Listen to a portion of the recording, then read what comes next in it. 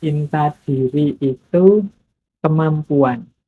Jadi berarti ini satu kebiasaan yang kita miliki untuk menerima diri kita, untuk puas terhadap diri kita, untuk bangga terhadap diri kita sendiri. Ini namanya cinta diri atau self love. Jadi berarti tiga kemampuan yang dituntut dalam cinta diri ini. Mampu menerima diri sendiri, puas dengan diri sendiri, bangga terhadap diri sendiri. Ya, ini enak kalau dijelaskan gini, tapi dalam hidup itu kan kita rasanya banyak yang ganjel. Kita itu sering memarahi diri kita sendiri. Kita itu sering kecewa dengan diri kita sendiri dan manifestasinya macam-macam. Orang itu kalau tidak puas dengan dirinya itu ada kalanya yang baik berusaha untuk meningkatkan kapasitas dirinya, ada kalanya dia ingin agar orang lain juga tidak sebaik dirinya. Jadi biar yang lain juga foto-foto jeleknya, aku ini sudah jelek, biar yang lain juga jelek. Akhirnya banyak orang itu yang untuk menutupi kejelekan dirinya, ketidakpuasannya terhadap dirinya, dia banyak mencari kesalahan di sekelilingnya. Dia ingin menunjukkan bahwa orang lain juga banyak jeleknya, orang lain juga banyak tidak memuaskan. Nah, semoga kita tidak masuk yang kedua ini ya. Kalau kita sadar bahwa ada banyak hal dari diri kita yang bisa ditingkatkan, semoga yang kita lakukan adalah meningkatkan kualitas diri, bukan mencari-cari kesalahan orang lain dalam rangka menegaskan bahwa yang lain juga jelek kok, yang lain juga tidak baik-baik amat. Nah, hari ini banyak kita lihat kan di medsos-medsos itu. Kita sibuk sekali ngomentari orang, mencari jelek-jeleknya orang. Itu ada kalanya untuk menutupi betapa kita ini juga tidak seideal yang kita inginkan. Dengan cara, yang lain juga jelek. Itu kan kayak kalau anak sekolah nilainya jatuh, terus untuk menutupi nilainya yang jelek, dia bilang, teman-teman juga jatuh semua kok. Tidak ada yang bagus, sekarang memang materinya sulit kok. Nah, ini cara orang menutupi betapa dia sebenarnya kecewa terhadap dirinya. Nah, maka malam hari ini kita belajar yuk gimana caranya kita bisa menerima diri kita apa adanya, puas terhadap diri kita, bangga terhadap diri kita. Inilah self love karena kesuksesan hidup kita nanti akan dimulai dari sini. Tidak mungkin jiwa, diri yang selalu kita kecewai, yang selalu kita tidak puasi, itu bisa mengantarkan kita menuju kesuksesan. Ada satu peribahasa yang menurut saya indah, bahwa jatuh cinta kepada diri sendiri adalah rahasia pertama dari kebahagiaan.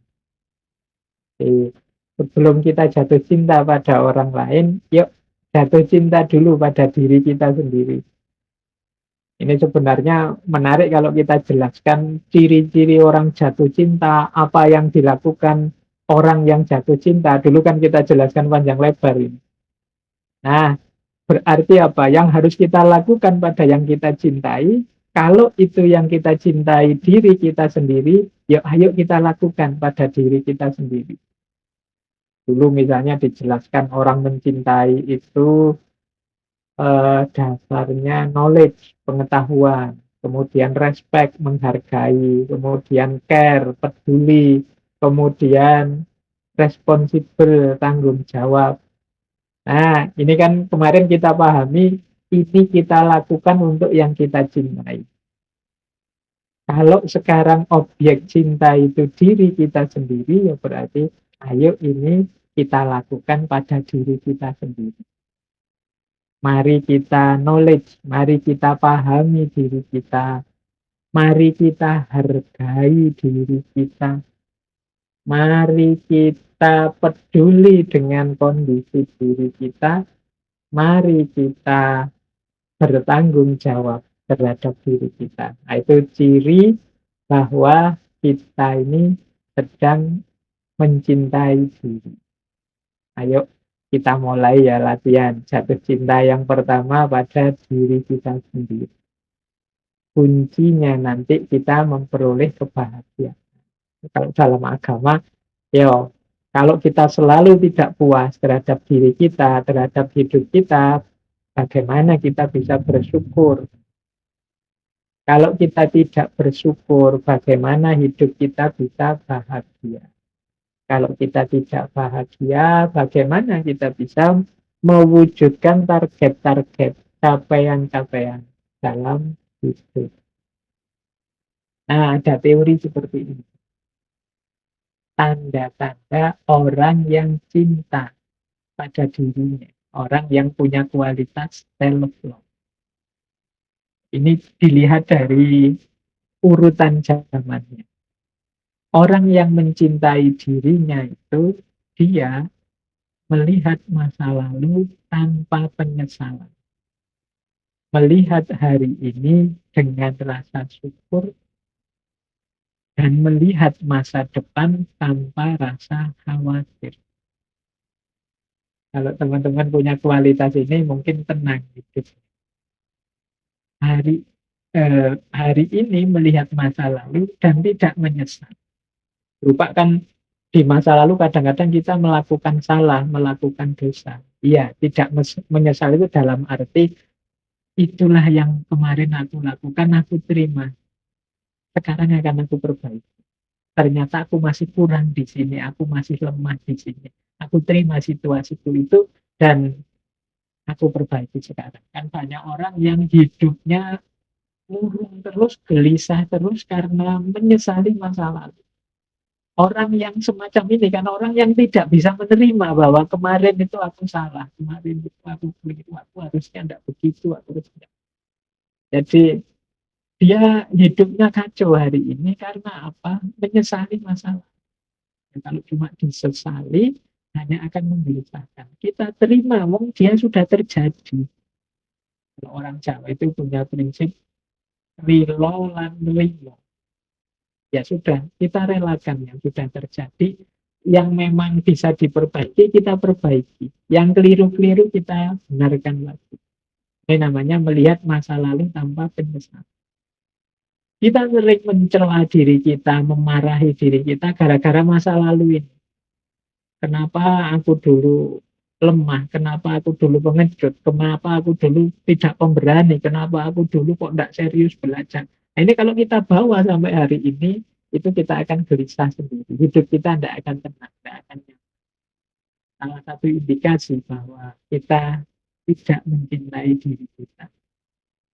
Diri kita jadi sumber penyesalan.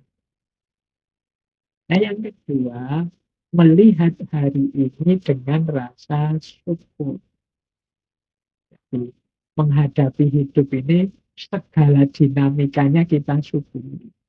Selalu ada sudut-sudut yang membahagiakan asal perspektif kita positif.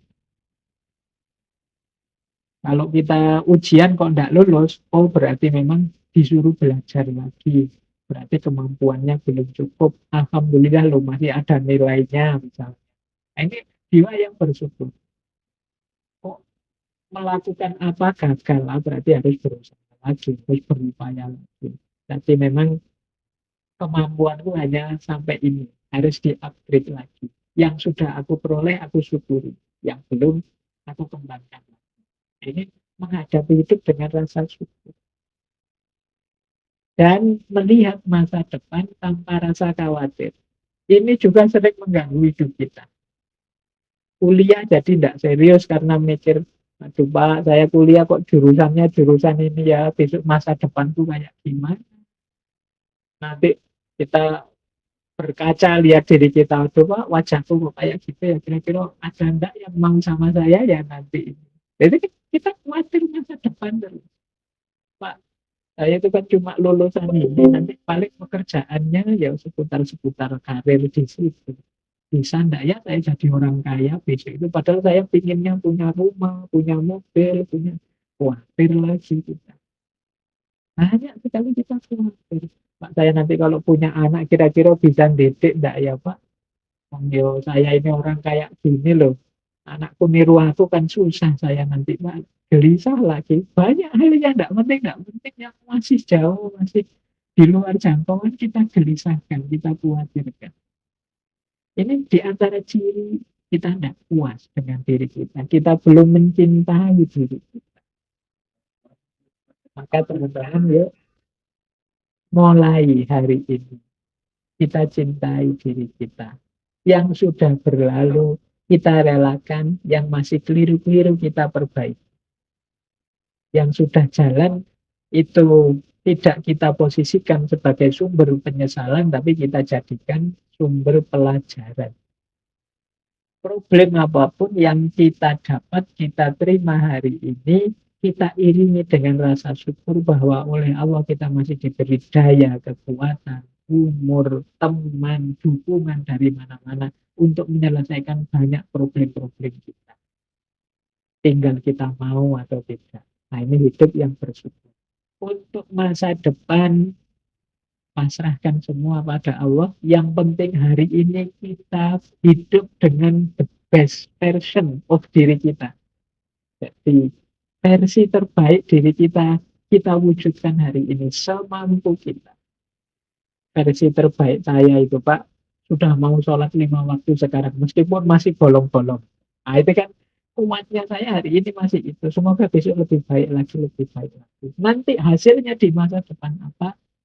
Di luar kuasa kita, pasrahkan saja pada yang di atas, pada Allah. Jadi masa lalu tanpa penyesalan, masa kini syukur yang mendalam, dan masa depan tanpa kekhawatiran.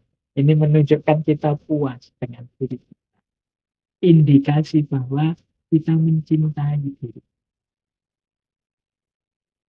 Jadi ini penting bagi teman-teman untuk membangun kualitas dan kualifikasi. Baik, kita lanjutkan. Ini untuk mengidentifikasi. Jangan-jangan kita termasuk bukan pecinta diri, tapi pembenci diri. Kalau teman-teman punya kualifikasi-kualifikasi seperti ini, ayo cepet-cepet tobat, cepet-cepet ganti orientasi, ganti mindset. Ini menunjukkan kita sangat tidak puas terhadap diri kita sendiri.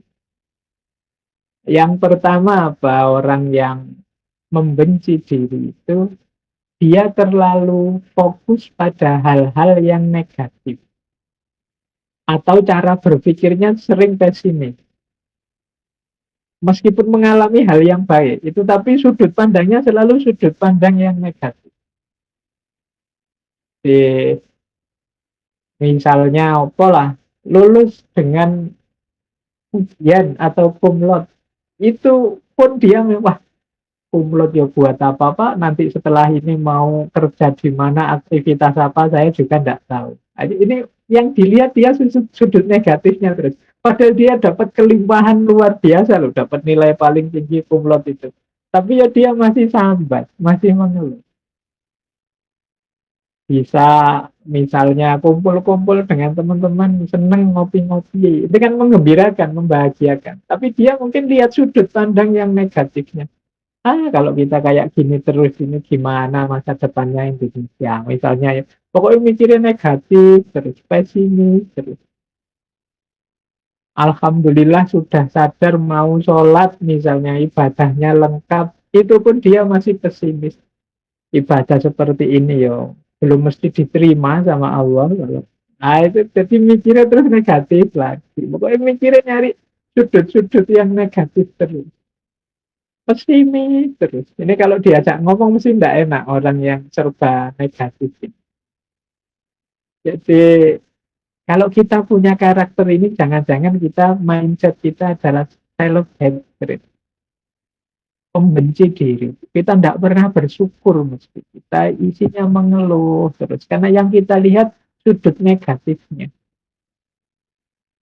Tidak punya pacar, sambat.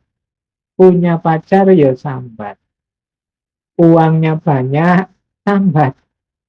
Wah, Uang banyak tapi tanggung jawab juga banyak, kerja capek, kerja siang sampai sore sampai malam tidak ada istirahatnya.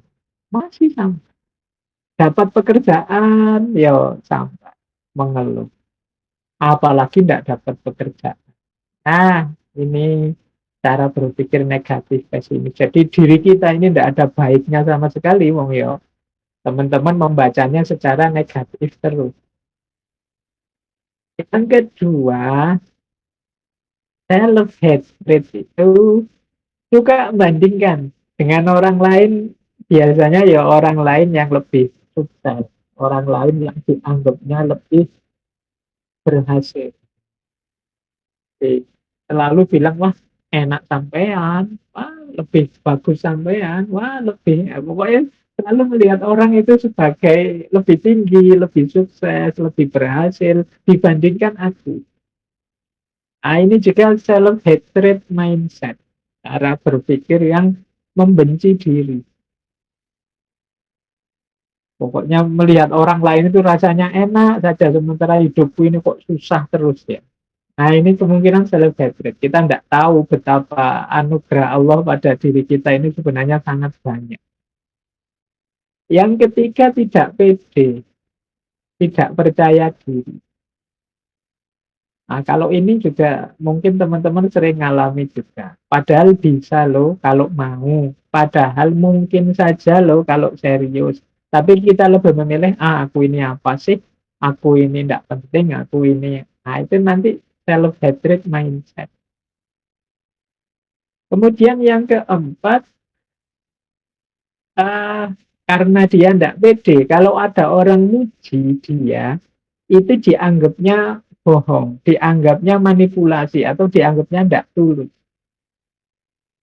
Wah, sampean ini tekun sekali ya, rajin sekali ya. Wah, itu kita curiga, ini mesti basa-basi ini. Wah, ini mesti cuma cari muka aja. Wah, ini cuma. Jadi, kita tidak bisa menerima orang muji kita itu. Kita mikirnya selalu, wah ini mesti tidak tulus ini. Mentang-mentang teman ya, sebagai teman paling basa-basi. Kita sulit menerima pujian dari orang lain. Terus yang kelima, self-hatred mindset itu menganggap bahwa orang lain itu tidak suka dirinya. Kalau ada orang ngumpul-ngumpul, dia curiga. Dia mesti ngomongin saya ini. Dia mesti ngerasani aku. Dia mesti. Nah, itu kecurigaan berlebihan ini. Ini berawal dari kita tidak pede, tidak percaya diri pada diri kita sendiri. Kita menganggap diri kita ini banyak lubangnya, banyak jeleknya, dan semua orang melihat itu. Sehingga menganggap orang-orang itu mesti nggak senang sama saya. Mesti aku dianggap rendah. Mesti aku dianggap bukan orang penting. Nah, ini self-hatred mindset. Kalau tadi dipuji tidak percaya, kalau dikritik dianggap menghina. Ini kan sulit orang self-hatred. Kalau dipuji malah dianggap basa-basi. Begitu kita kritik, oh kalau begitu sampean jangan gitulah, kok rajin begitu. Dianggap menghina. Jadi, ini berat juga menghadapi orang yang self-hatred ini. Semoga kita tidak termasuk yang ini lah. Wong punya teman kayak gini juga repot. Diajak ngomong negatif terus. Kalau dipuji tidak percaya, dianggap kita tidak tulus, basa-basi. Kalau dikritik ngamuk-ngamuk, dianggap kita menghina, merendahkan. Kemudian suka iri, suka cemburu dengan orang lain. Ya, kalau ini karena dia selalu membandingkan dirinya dengan orang lain, dia akhirnya jatuhnya pada iri, ingin seperti yang lain. Lupa bahwa dalam hidupnya juga ada sangat banyak hal yang penting untuk disyukuri. Nah, kemudian punya mindset juga bahwa hubunganku dengan orang lain juga mesti akan gagal. Karena aku ini orangnya seperti ini. Nah, itu misalnya urusan kita jatuh cinta sama lawan jenis misalnya, itu dia mesti terus tidak pede, mesti gagal. Kenapa? Karena aku ini bukan apa-apa, aku itu tidak punya apa-apa. Nah, ini termasuk self hatred mindset. Meskipun lawan jenisnya sudah ngode-ngode, mbok kamu segera nembak, mbok kita ini segera diresmikan, mbok. Tapi ya karena dia perspektifnya negatif, ya mikirnya, apalah aku ini, siapakah aku ini, dan terus.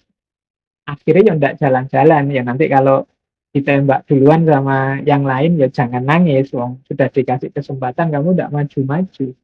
Terlalu banyak mikir betapa aku ini siapa. Nah, dan enggak berani bermimpi. Orang self-hatred ini, dia enggak berani mimpi. Enggak berani bercita-cita tinggi. Karena menilai dirinya terlalu rendah. Jadi teman-teman, dimulai dari sini, mari kita mulai membangun persepsi yang positif terhadap diri kita. Yo memang kita manusia, tidak sempurna, ada kurang-kurangnya, ada lemahnya, ada batas-batasnya. Tapi percayalah kita tidak seburuk itu. Percayalah banyak kualitas-kualitas positif, kualitas baik yang kita miliki. Jadi, jangan membenci diri kita sendiri. Kalau pada diri kita sendiri saja kita benci, apalagi kepada orang lain. Baik, jadi kalau teman-teman melihat hari ini, wah Pak, saya merasa dunia medsos ini penuh dengan kebencian-kebencian. Lontaran-lontaran saling caci maki, saling merendahkan, saling menjatuhkan. Jangan-jangan memang hari ini banyak orang yang benci pada dirinya sendiri. Sehingga keluarnya adalah kebencian-kebencian pada yang lain. Karena mindsetnya seperti ini, akhirnya melihat apapun serba negatif. Ya, seperti pepatah itu loh, orang hanya memberikan apa yang dia miliki. Kalau yang dia miliki dalam dirinya adalah kebencian-kebencian, keluarnya ya mungkin hanya kebencian-kebencian saja. Jadi pijakannya ini ya, mari kita perbaiki kalau teman-teman punya karakter semacam ini. Apa sih insecurity itu? Insecurity itu adalah perasaan tidak aman. Ya, dari kata-katanya kan sebenarnya jelas ya, antara secure dan insecure. Jadi insecure itu berarti tidak aman. Jadi rasa tidak aman karena kita kurang percaya diri, karena kita merasa ada banyak kekurangan dalam diri kita. Sehingga kita merasa takut, merasa gelisah, merasa malu, merasa minder.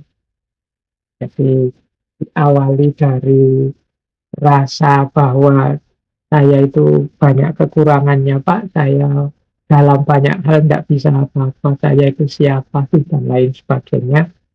Terus dilanjutkan akhirnya kita jadi gelisah, kita jadi penakut, kita terus minder, malu, tidak berani melakukan apa-apa. Nah ini insecure namanya.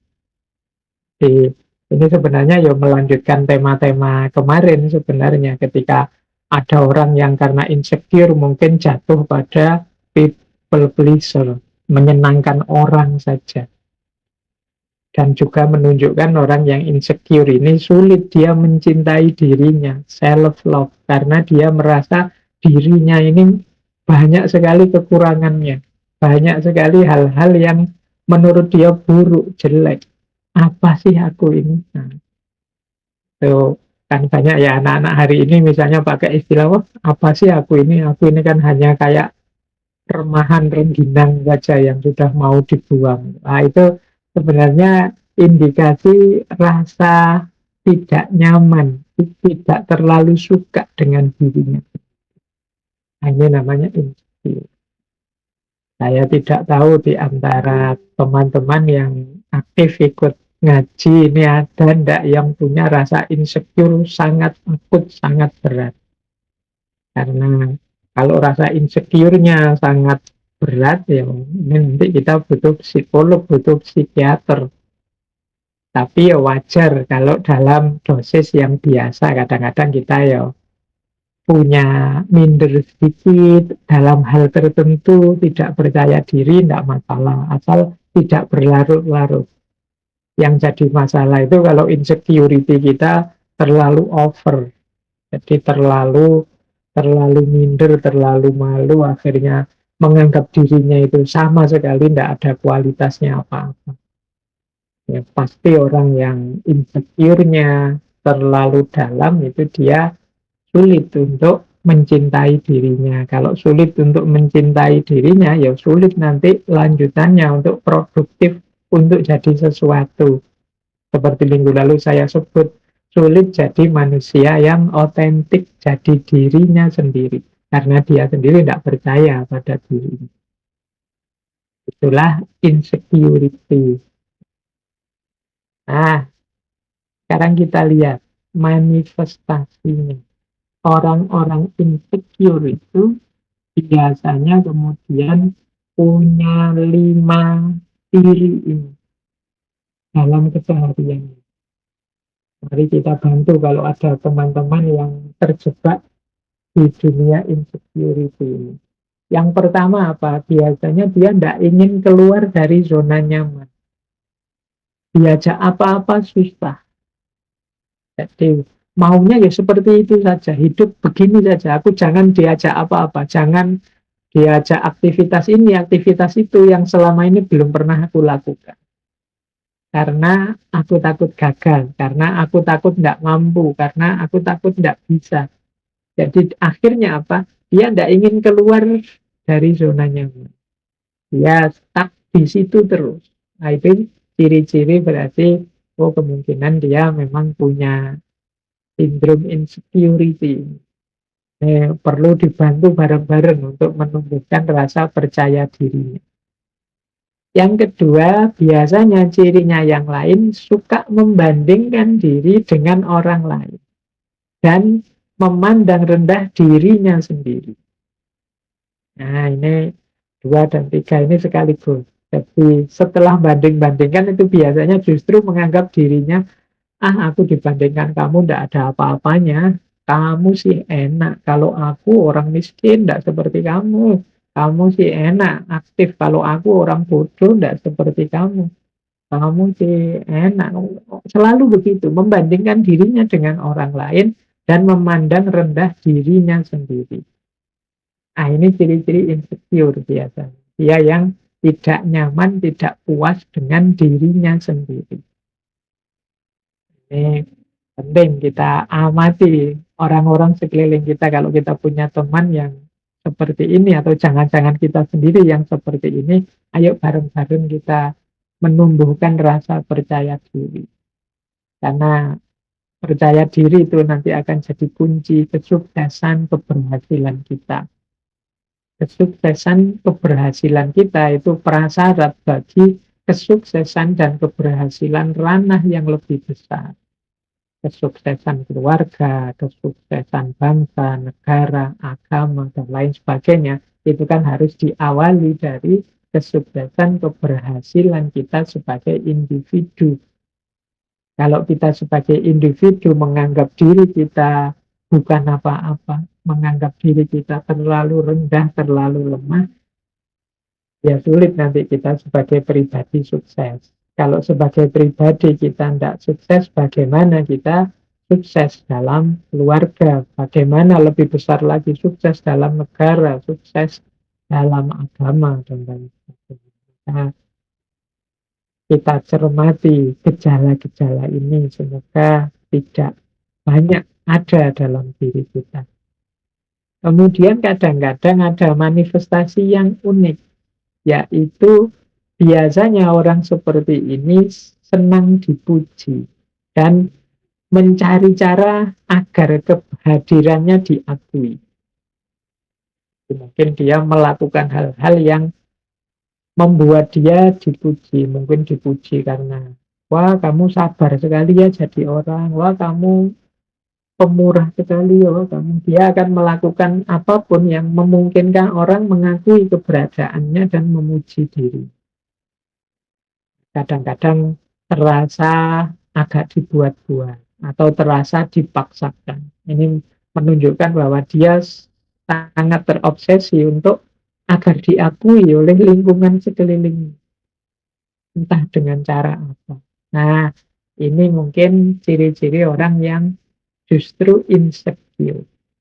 Jadi, karena dia tidak yakin bahwa dirinya mampu, dirinya bisa, maka dia menunggu pengakuan dari orang lain bahwa dirinya bisa, bahwa dirinya mampu. Kadang-kadang pengakuan itu unik dicari secara negasi. Dicari secara negasi itu misalnya saya dan teman saya punya cara hidup yang berbeda. Untuk menegaskan bahwa cara hidupku lebih benar, itu aku berusaha mati-matian menunjukkan betapa salahnya cara hidup temanku. Nah, ini sebenarnya sama modelnya dalam rangka mendapat pengakuan meskipun dengan cara yang negasi atau negatif. Intinya dia ingin diakui dan dipuji orang bahwa kamu mampu, kamu bisa, kamu besar, kamu benar dan lain sebagainya. Nah, yang terakhir biasanya yang kelihatan manifestasi dari insecurity ini, orang cenderung menghindari interaksi dengan lingkungan sekitarnya. Jadi karena dia merasa tadi minder. Orang minder itu kan lebih cenderung menarik diri dari keramaian. Nah, inilah manifestasi dari orang yang punya gejala insecure tadi. Nah, sekarang kita tengok dulu, kok bisa sih ya kita itu jatuh pada insecurity tadi. Jadi orang yang minder, jadi orang yang rendah diri. Itu kira-kira sebabnya apa sih? Nah, yang pertama, yang paling sering mempengaruhi kita, sehingga kemudian kita minder, sehingga kemudian kita rendah diri, merasa insecure dengan diri kita sendiri, itu adalah persepsi kita sendiri. Jadi cara berpikir kita sendiri, cara kita mempersepsi diri kita, menganggap diri kita. Bahkan mungkin orang lain tidak menganggap kita begitu. Kita saja yang menganggap diri kita serendah itu. Seperti quotes yang kita bahas minggu lalu ya, kalau kita saja menghargai diri kita serendah itu, bagaimana orang bisa menghargai kita tinggi? Ibaratnya orang jualan. Itu kan kita sudah menjual diri kita sangat murah. Menampilkan, menunjukkan harga kita itu sangat murah, sangat rendah. Ya pasti saja, tidak mungkin orang nawar seandainya ini jual beli ya. Orang berinteraksi nawar itu terus di atasnya. Kalau dari kita sendiri sudah rendah, ya orang bahkan bisa lebih rendah dari itu. Nah, ini kan kalau di minggu lalu ketika kita bahas people pleaser. Nah, persepsi orang-orang yang insecure ini terhadap dirinya juga begitu. Dia tidak memahami, mengakui, apalagi mensyukuri bahwa dalam dirinya itu banyak sekali keistimewaan-keistimewaan. Dalam diri kita itu banyak sekali potensi-potensi untuk bisa kita hidupkan. Kita terlanjur menganggap diri kita rendah, akhirnya ya kita tidak ngapa-ngapain. Atau kadang-kadang standar yang kita ikuti, jadi salah standar. Misalnya ya, hari ini kan kayak tadi banyak orang operasi plastik misalnya. Standarnya mana? Itu kan terus orang milih, ada yang milih standar gaya Korea mungkin, atau milih standar gaya Barat. Nah, ini namanya standar. Nah, ketika standar, saya tidak tahu apakah memang cantik itu harus versi Korea ataukah gagah itu versi Barat yang seperti apa. Tapi ketika ini standar ini sangat jauh untuk kita jangkau, tentu saja kita akan merasa diri kita sangat rendah. Coba ngambil standar yang masuk akal saja, mungkin kita tidak jatuh pada insecurity. Kenapa kita mempersepsi diri kita terlalu rendah? Kemungkinan standar yang kita ikuti, kita tetapkan terlalu tinggi atau terlalu tidak nyambung dengan kita. Akhirnya ya kita menganggap diri kita benar-benar rendah. Padahal ya kayak kasusnya operasi plastik tadi ya kan, setiap orang itu kan kalau dari sisi estetika itu kan ada teori yang jenisnya subjektivitas. Jadi cantik, indah, harmonis dan lain sebagainya itu ya hubungannya dengan persepsi masing-masing subjek. Bagi seseorang mungkin sesuatu itu sangat indah, tapi bagi orang lain bisa biasa-biasa saja. Nah ini urusannya standar. Jadi akar kenapa sih orang kemudian menganggap dirinya sangat rendah, dirinya sangat tidak penting, jangan-jangan mengukurnya terlalu jauh. Bukan berarti salah, tapi standar yang terlalu jauh ini membuat kita merasa diri kita terlalu rendah, sehingga tidak semangat untuk mencapai ke sana. Akhirnya berhenti, apalah aku ini. Nah, ini yang pertama biasanya. Yang paling banyak sebenarnya yang pertama. Persepsi kita terhadap diri kita dan juga standar-standar yang kita ikuti. Yang kedua, yang jadi akar dari situasi itu yang kita alami adalah emosi, atau mungkin kita pernah mengalami trauma-trauma, atau kita pernah dikecewakan, kita pernah disakiti, kita pernah mengalami trauma-trauma dan lain sebagainya. Nah, ini bisa juga membuat orang kemudian insecure. Misalnya merasa tidak dicintai orang tua, misalnya orang tuanya pilih kasih ada yang di anak emaskan, ada yang di anak tirisan, misalnya. Nah, itu kemudian dia merasa terluka, batinnya merasa, oh mungkin aku ini orang tidak penting, mungkin aku ini anak yang tidak diinginkan, anak yang jelek sehingga orang tua tidak milih aku. Nah ini terus muncullah rasa insecure. Mungkin kita pernah ditinggal orang yang kita cintai, ditolak orang yang kita cintai, kita sudah teka-tekatan nembak, kok ya ditolak. Apalagi nolaknya pakai argumen lagi. Argumennya menyakitkan. Wah, saya mohon maaf ya, tidak siap jadi pasanganmu karena kamu begini sih, kamu begitu sih, kamu jelek sih, kamu apa sih, kamu itu sih. Ya, akhirnya kita terus down, drop, mengalami trauma. Oh, berarti aku ini jelek, oh, berarti aku ini tidak pantas punya pasangan, oh, berarti. Ini luka batin. Ini juga sering melahirkan insecure. Akhirnya kita besok-besok tidak berani lagi nembak. Besok-besok kita mikir-mikir dulu kalau mau mencari pasangan. Jadi emosi, luka batin, trauma ini sering melahirkan rasa aku tidak cukup baik, aku ini ternyata jelek, aku ini ternyata tidak layak dicintai, tidak layak disukai, dan lain sebagainya. Apalagi kalau ini kemudian dihubungkan dengan yang lebih besar, misalnya orang salah persepsi memahami takdir misalnya. Selama ini kan kita selalu, kalau ada orang mengalami musibah itu kita yang nuding bahwa wah kamu itu banyak dosa, makanya oleh Allah diberi azab. Ini kan nunjuk keluar. Ada yang lebih ngeri lagi, yang ditunjuk dirinya sendiri terus. Wah, ini kok ngalami bencana ya. Jangan-jangan bencana ini gara-gara dosaku. Jangan-jangan bencana ini gara-gara kelakuanku. Jangan-jangan bencana ini gara-gara kesalahan-kesalahanku selama ini. Akhirnya dia begitu marah, begitu kecewanya dengan diri. Nah, ini juga jenis emosi. Jadi, orang tidak nyaman dan tidak aman terhadap dirinya, itu bisa karena persepsi, bisa karena emosi.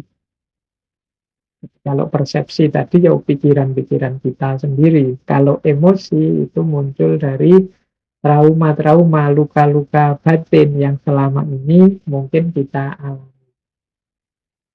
Ada kalanya juga karena lingkungan, pengalaman sehari-hari. Mungkin kita nasibnya tidak terlalu bagus, kita punya lingkungan yang tidak sehat. Misalnya lingkungan yang selalu mengecilkan kita, lingkungan yang nggak menganggap kita, lingkungan yang tidak menghitung keberadaan kita.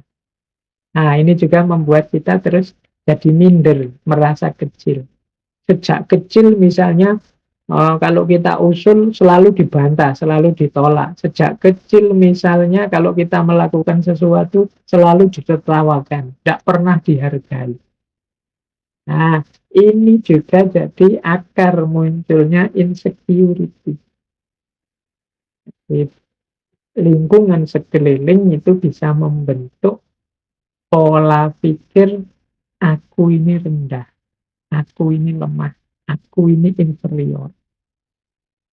Nah, selain pengalaman dan lingkungan, ada pula pop culture atau tren. Nah, kalau ini budaya pop atau tren-tren yang beredar di sekeliling kita. Ketika kita tidak update, ketika kita tidak mengikuti tren yang berjalan, kita terus merasa, aku ini apa sih? Aku ini kurang gaul, aku ini ketinggalan zaman, aku ini masa lalu. Nah, ini bisa juga. Jadi kita tidak mengikuti tren, kita tidak update, kita jadi orang yang tidak ngerti ini, tidak ngerti itu, tidak bisa ini, tidak bisa itu sesuai kemampuan anak hari ini. Akhirnya kita insecure. Misalnya teman-teman kita hari ini main gamenya sudah apalah, sudah main game-game kelas tinggi yang sekarang sedang hits itu. Nah, terus kita kok nggak bisa main game seperti itu? Nah, terus kita insecure. Sekarang semua orang mengikuti drama Korea yang judulnya ini itu. Kok kita nggak ngikuti? Akhirnya dalam obrolan kita merasa, ternyata aku ini nggak update, nggak nyambung terus kalau ngobrol sama teman. Nah, ini juga sumbernya insecure. Jadi, seolah-olah itu hal yang sangat penting. Kemudian ketakutan. Nah, kalau hubungannya dengan ketakutan ini ya setiap orang punya ketakutan-ketakutannya sendiri. Tapi dalam insecurity ini ketakutan itu membuat kita kemudian tidak ngapa-ngapain. Membuat kita menarik diri dari kehidupan nyata.